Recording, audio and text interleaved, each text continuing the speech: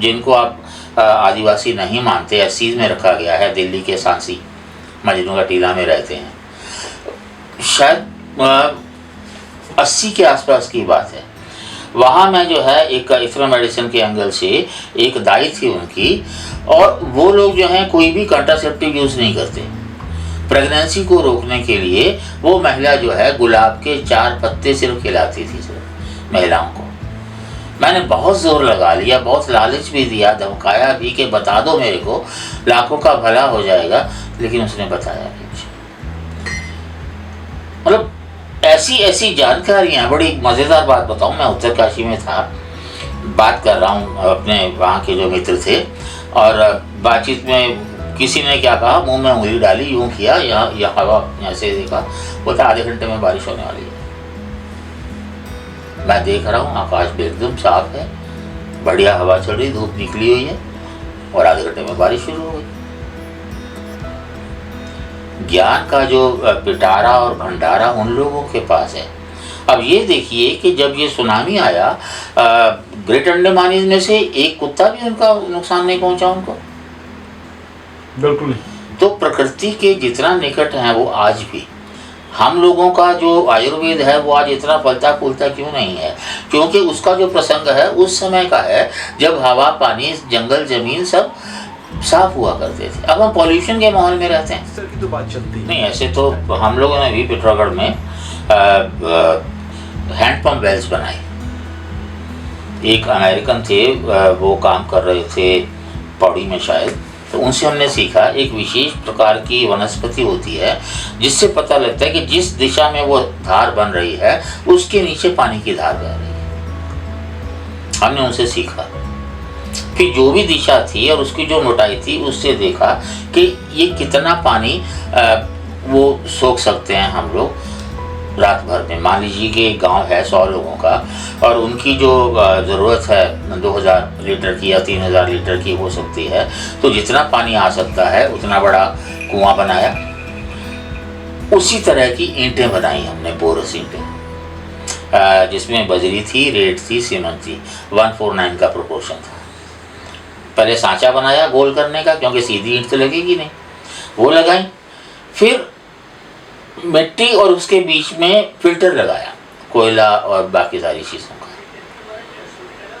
फिर ढक्कन लगाया, और फिर हैंडपम्प, इनालसा का टाइप 2 हैंडपम्प जो था, पानी की अच्छी धार देता था, वो हमने लगाया। और आज भी काफ़ी, मतलब 30-35 साल हो चुके हैं, कामयाबी से चल रहा है वो।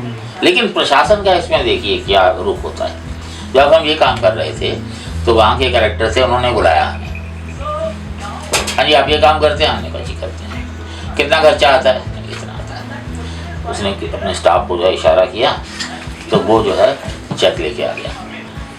ये चेक पकड़िए, आप 200 हैंडपम्प लगा दीजिए इस रूट पे।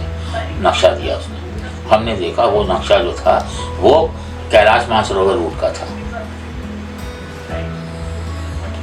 उस रूट पे आप 200 हैंडपम्प लगा दीजिए।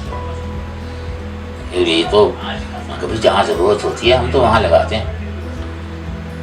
आप चाहते हैं कि मंत्री संतरी जो आए और देखें कि आपने ये काम किया है, वो तो फिर आप जाने। और दूसरा जो है, हम गांव की लेबर लेते हैं, हम मतलब मजदूरी नहीं करते, हम विशेषज्ञ होते हैं। मजदूर आपको देने पड़ेंगे। और दूसरा ये है कि अगर आपको 200 लगवाने हैं हैंडपम्प, तो एक काम कीजिए, 100 आप अपनी मर्जी से लगा दीजिए, और 100 जहाँ हम चाहेंगे ज़रूरतमंद हैं हम वहाँ लगाएंगे। मजदूर आकर बोलिए, मना कर दिया उसने कि मुझे नहीं करवाना। नहीं, विकास और आदिवासी का जो है वो बहुत गहरा संबंध है। विकास का मतलब ही जल, जंगल, जमीन हो गया है। आप उनका जंगल छीनिए, आप उनका पानी छीनिए, आप उनके मिनरल छीनिए, कभी नहीं रहा। और देखिए ऐसा है, हम लोगों की समस्या क्या है कि हम जिस चीज़ के विषय में जनता को कंफ्यूज करना चाहते हैं उसके बारे में चर्चा करना शुरू कर देते हैं, और कंट्रास्टिंग व्यूज़ के साथ चर्चा शुरू कर देते हैं। एक ही ग्रुप के लोग जो हैं 2 तरह का भ्रम बना देते हैं, और कोई उधर चलता है, कोई उधर चलता है। इसी बीच में कोई तीसरा जो है विचारधारा वाला, वो अपना व्यू खड़ा कर देता है। आदिवासी के बारे में क्या है? हाँ, आप मान लीजिए ठीक है वो आदिवासी नहीं है, अब ये तो देखिए उनकी ज़रूरतें क्या हैं, समाज के सदस्य हैं, उनको क्या चाहिए? अगर आप मानते हैं कि उनको मुख्य धारा में लाना है तो भी आपको क्या करना है? मुख्य धारा तो एक भ्रम है जो कहीं नजर नहीं आती। हमारे यहाँ तो वैसे भी समाज इतने टुकड़ों में बटा है कि मुख्य धारा अगर आप कहें अर्बन एलीट है तो भी गलत है, अगर आप कहें वो रूरल एलीट है तो भी गलत है, अगर आप कहें कि वो सबाल्टर्न हैं वो भी गलत है। तो मुख्य धारा तो एक भ्रम है जो हमें सोशल साइंसेज में एक मिलता है देखने। देखिए सिर्फ ब्रिटिश की ही बात नहीं है, ये बात उससे पहले भी आप मान के चलिए 1100 साल से जहांगीर के टाइम पे एक नहर बनाई गई थी। मेरा ख्याल है कि एक ही बड़ी नहर बनाई गई थी पूरे मुगलों के काल में, वो भी हिंदुस्तान में नहीं बनाई गई थी, हिंदुस्तान से पानी ले जाने के लिए बनाई गई थी। लेकिन हमारे जो अपने राजा महाराजा से उनकी जो सोर्सेज से उनकी जो बाड़ियाँ थी, दिल्ली में करीब 880 के करीब पानी के स्रोत हैं, जिनमें से शायद 80 के करीब पहले चिन्हित किए गए थे, 200 और करीब हो चुके हैं। तो स्रोत तो हमेशा ही रहे हैं, लेकिन जो आपने मॉडल उठाया है विकास का, यहाँ पानी की जगह कहाँ है?